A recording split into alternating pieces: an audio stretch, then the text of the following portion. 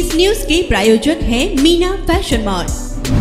पर्यावरणाबाबत अनेकदा चर्चा करतो, रोटरीच्या माध्यमातून चांगले काम केले जाते असे खासदार सुप्रिया सुळे यांनी म्हणत निवडणूक आयोगाबद्दल त्या म्हणाल्या की आयुक्तांचा राजीनामा धक्कादायक आहे, लोकशाहीला हे न शोभणारं आहे, काहीतरी झालं आहे असे त्या म्हणाल्या। त्यानंतर राज्य सरकारच्या जीआर बद्दल त्या बोलल्या की राज्य सरकारचा जीआर म्हणजे गाजरांचा पाऊस, यातून अंमलबजावणी किती होणार हे माहीत नाही, लोकांना याचा फायदा होणार की नाही हे देखील माहीत नसल्याचं त्या म्हणाल्या। त्यानंतर थोपटेबद्दल त्या म्हणाल्या की महाविकास आघाडीचा धर्म आम्ही पाळला, 3 निवडणूक आम्ही एकत्र लढलो, संग्राम थोपटे आणि मी एकत्र येऊन विकासही केला आणि करणार आहोत असे देखील त्या शेवटी म्हणाल्या। पर्यावरणाबद्दल 365 दिवस आपण सगळेच प्रयत्न करत असतो आणि क्लायमेट चेंजची अनेक वेळा चर्चा भारत सरकारमध्ये जेव्हा जेव्हा होते त्या सगळ्या फोरम्सवर मला काम करायची संधी मिळाली। त्याच्यामुळे रोटरीनी मला ह्या रोटरीच्या कार्यक्रमासाठी मागच्या आठवड्यात एक पोलिओ ड्रॉप्सचा त्यांचा कार्यक्रम होता आणि अनेक वेळा राज्यात आणि दिल्लीमध्ये रोटरीचे जे इव्हेंट्स असतात त्यांना आवर्जून ते मला बोलवतात। त्याच्यामुळे रोटरीचं खूप उत्तम काम फक्त भारतात नाही जगात चाललेलं आहे। त्याच्यामुळे अशा एनजीओजला साथ द्यायचा प्रयत्न आम्ही सगळेच करत असतो।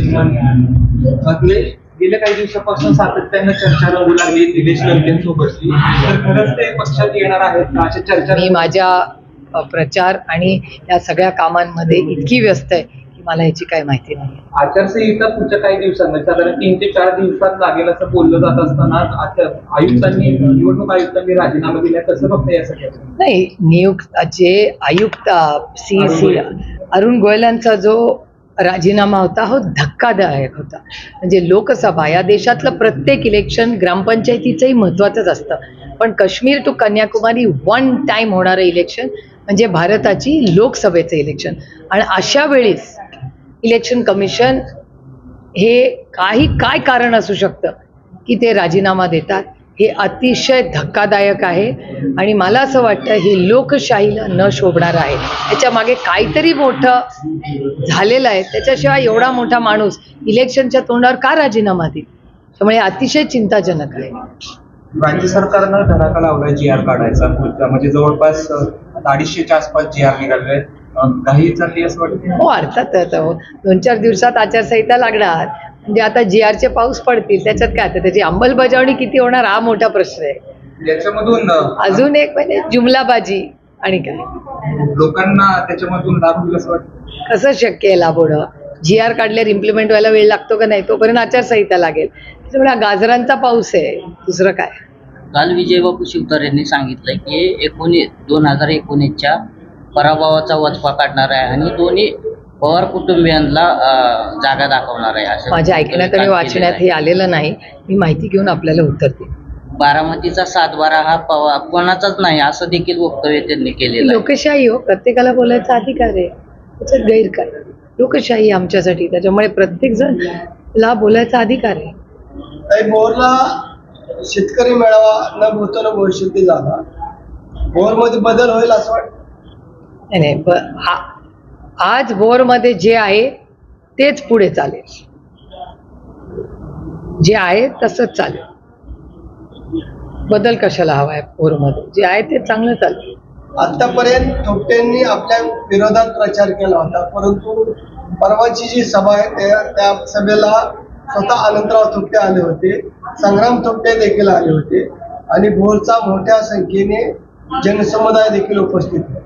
त्याच्यामध्ये साहेबांनी पुढे जाऊन असं देखील म्हटलं आतापर्यंत जे झालं ते झालं, पण इथून पुढे आम्ही विकासासोबत तुमच्या पाठिंबा असेल ते काही। एकतर आजपर्यंत महाविकास आघाडीचा धर्म किंवा त्यावेळेस आमची जी आघाडी होती काँग्रेसची आणि राष्ट्रवादीची, ते पाळण्याचा प्रांजळ प्रयत्न माझ्याकडून आणि संग्रामदादांकडून दोघांकडूनही झालेला आहे। आम्ही तिघही एकत्रच आम्ही एकत्रच आमदार झालो, 3 इलेक्शन आम्ही एकत्रच लढलो आणि त्याच्यामुळे संग्रामदादा आणि मी भोर, वेल्हाण, मुळशीचा विकास एकत्रपणे आमच्या दोन्ही संघटनेतल्या सगळ्या सहकाऱ्यांचा मान सन्मान ठेवून आम्ही करण्याचा प्रयत्न आजपर्यंत करत आलोय आणि इथूनही पुढे पूर्ण ताकदीने करू। थँक्यू।